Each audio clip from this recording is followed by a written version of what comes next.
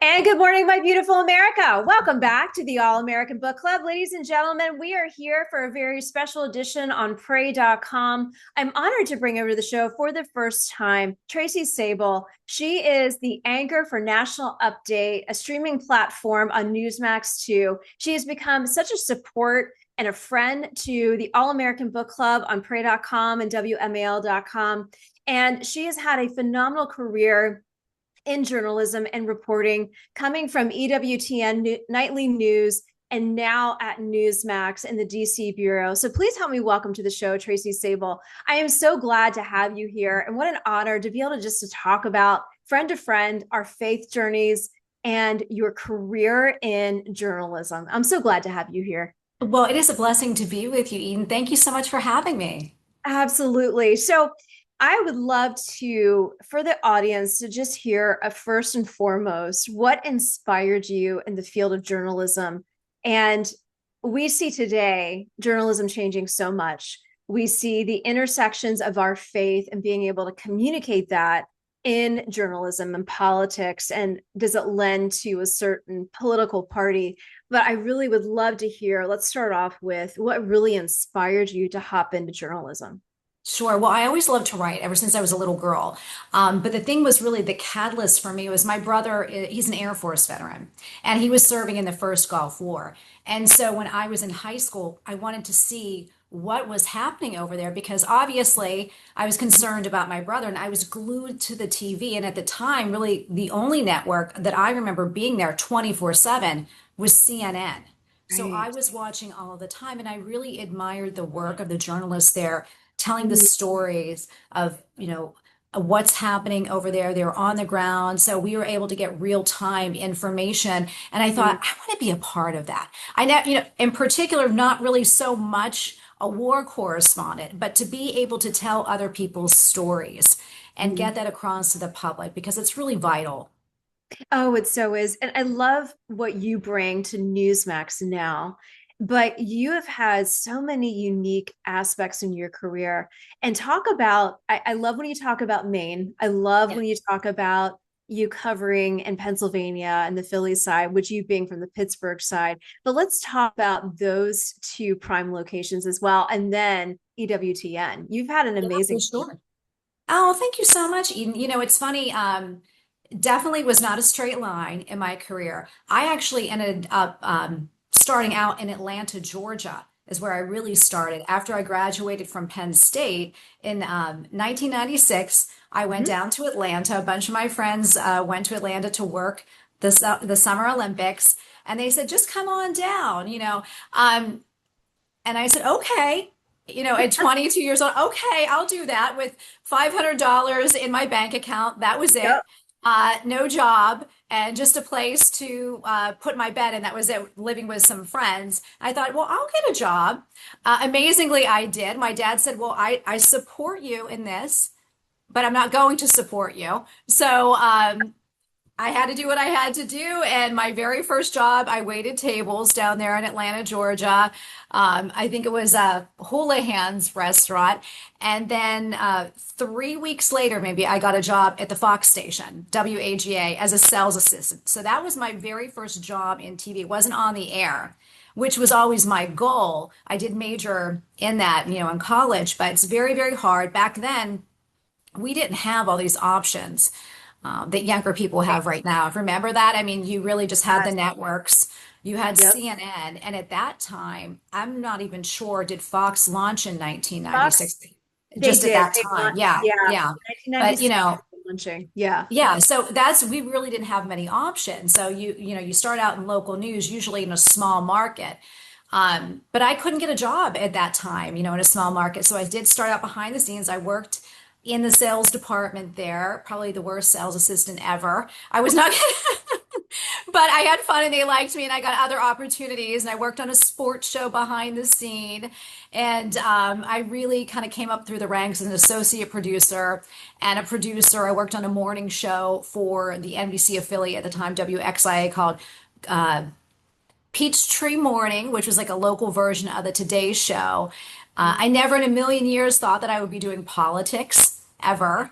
Yeah. But here I am right now, and here in DC working on that. But my first on-air job was actually as a business reporter Mhm. in Atlanta for the Atlanta Business Chronicle. They had a weekly show, and a friend of mine was the anchor. And she said, "A reporter just left." This was after the show that I was working on, WXIA. They got rid of the show. They canceled it. As you know, that happens sometimes in TV. You don't get Yes. the ratings.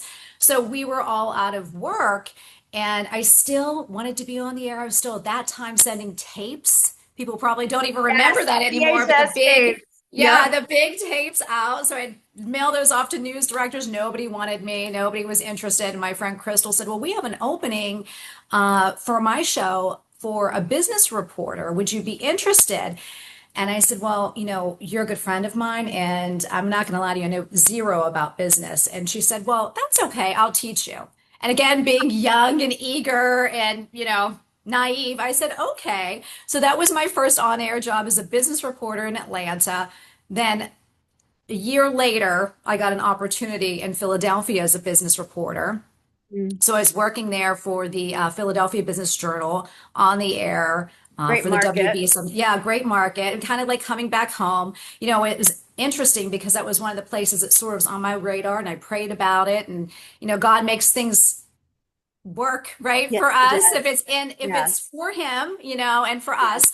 us. So I did that, and I also was doing radio for them as well. So I did radio and TV in Philadelphia, business reporting. Was for WHYY, and then a few years later, about 3 years later, I went up to Maine. It was supposed to be a 2-year contract, weekend anchor, weekday reporter for the ABC affiliate, and then 2 years turned into 14, and then I got a promotion to be the main anchor there at the time. We never know what's going to happen in our Exactly. life, right? Exactly. Yes. Yes. But it really is a testament. And the reason why I asked you these specific questions, because we live in such a different time in communications where you and I are just about 4 years apart. I was Yep. graduating from high school in 96. You were graduating from college. I headed straight to the hill and I knew where I wanted to be and what I wanted to do. And I fell in and communications fell in my lap. And I was so grateful, and that was during Senator Santorum's time in Congress and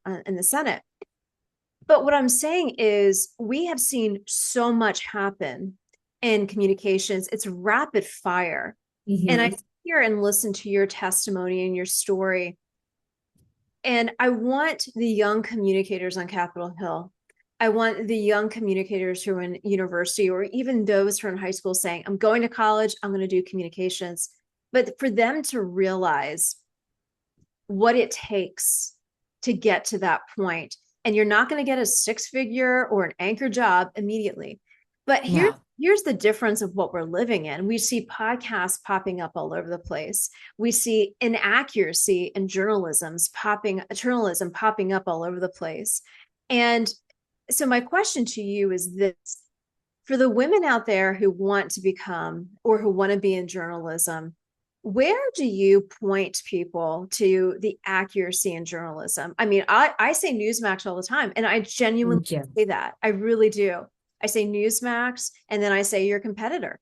And Yeah. because you get different stories, but you still get that accuracy. What do you want to tell the young woman or the women who are getting their news on TikTok or the older generation who are getting their news on Facebook? What would you say to them in regards to finding that, giving them that accuracy? Because we've seen so much change since that time period of when we first started out.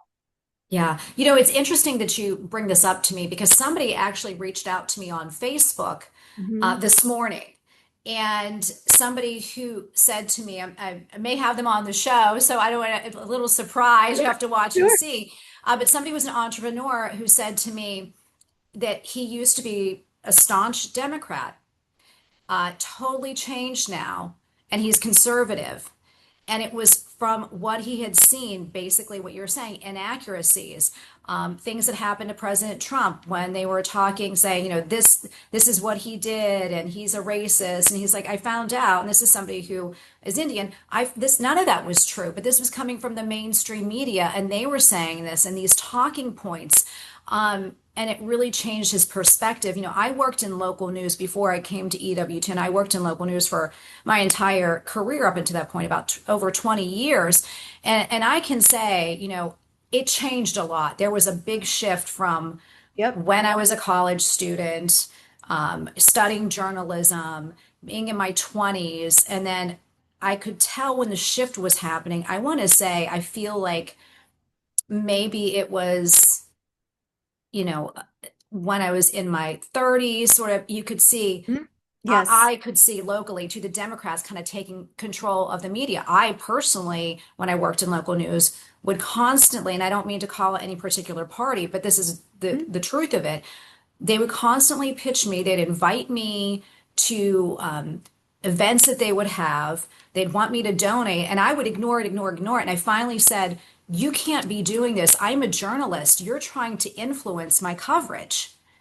And I don't think people realize that there's so much of that, even in local news. In particular, I'll say Maine because I was there the longest for 14 years. A lot of the Democrat leadership there, they would think we were always on there. So nobody knew they're not supposed to know what political Right. affiliation you Right. are. Right. But they would always try to, buddy up to the journalist and sway things. And so I will tell you, for me, there was a point at the tipping point that really started to open my eyes was President Trump's first term. Hmm. And even people Yes. in my newsroom saying things during the election, the 2016 election, saying that he's an anti-Semite and all these things. And I'm thinking to myself, what are you putting out there? That is Hmm. absolutely not true.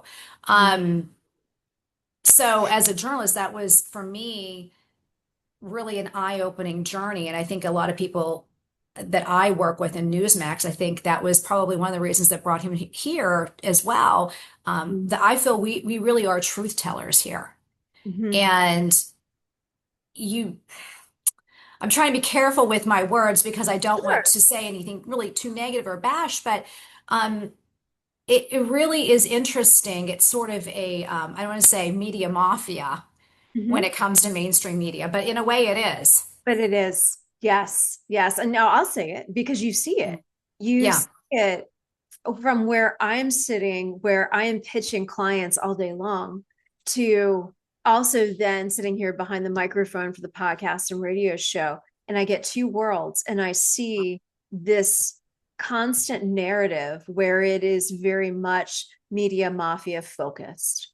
And how do we break down those barriers for the young moms? How do we yeah, break down the barriers for the older generation so they know that what they are getting, they can trust? News you can trust.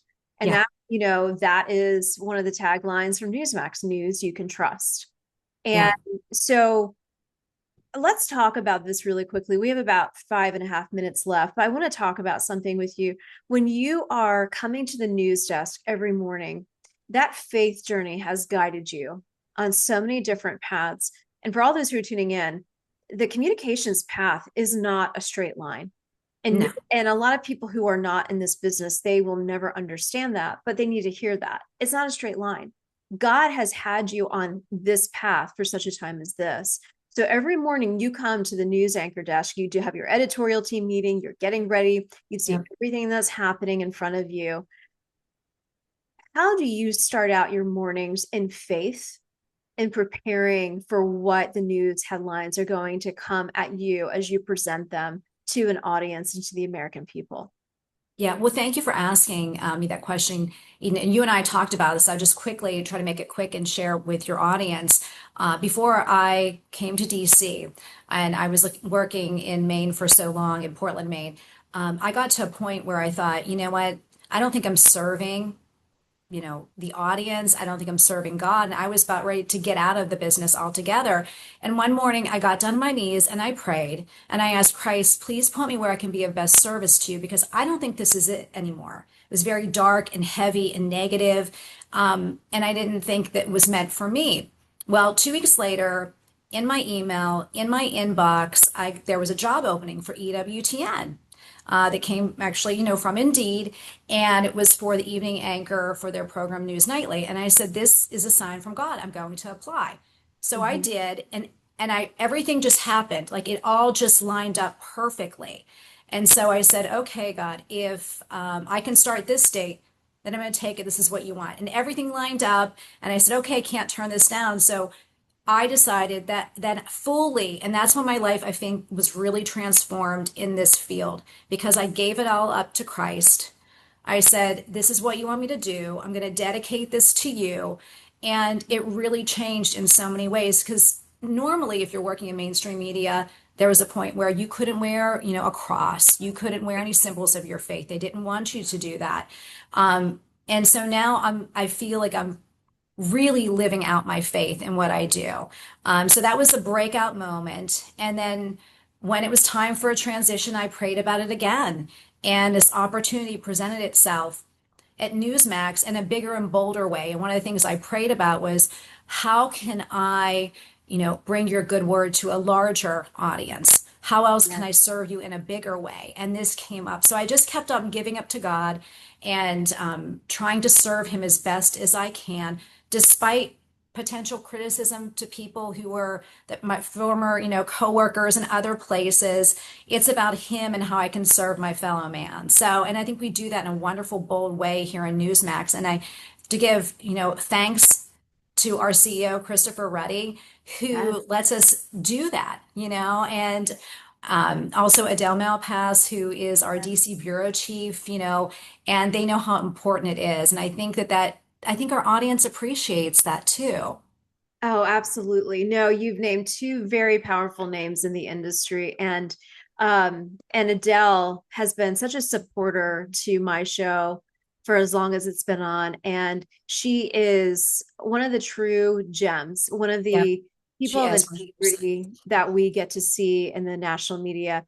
One thing I wanted to mention, the verse that God gave to me this morning was, above all, be strong and be very courageous. And I kept reading that. And as you have been saying, being bold, it has the same connotation. Above all, be bold and be very courageous. And you are doing that for our national media. You are doing that for our nation. In our final minute and a half left, talk to us about National Update. Where can people get involved with you? And what would be your call to action for our nation as you are sitting in our nation's capital? Oh, well, thank you. Yeah. Well, you can watch, we're on Newsmax 2, which is our streaming service. So if you have a smart TV, you can find us there. You can find us on newsmax.com or the Newsmax app. We are on 10 a.m. to 12 noon. And I just want to say I have an amazing team because it's not just me. Yes. And we're all working together very hard to make this happen. I'd say call to action would be, don't be afraid to walk in faith Hmm. and love our country fully, right? I mean, this is the greatest country in the world, and we are so lucky to be here. And we really won the lottery being Americans and That's support our troops too. I mean, I know that's very important to both of us. yes. My brother is an Air Force veteran, retired Air Force. My niece is a pilot in the Air Force, and my son decided I'm like going to start to cry a little bit because it's kind of emotional to me, but did made a very bold choice, and he's leaving college. He goes to Ole Miss so that he can serve our country, and he's going into the Army to be an Army Ranger at the end of August. And I think it's so important. Please, folks, support our troops and support our families too.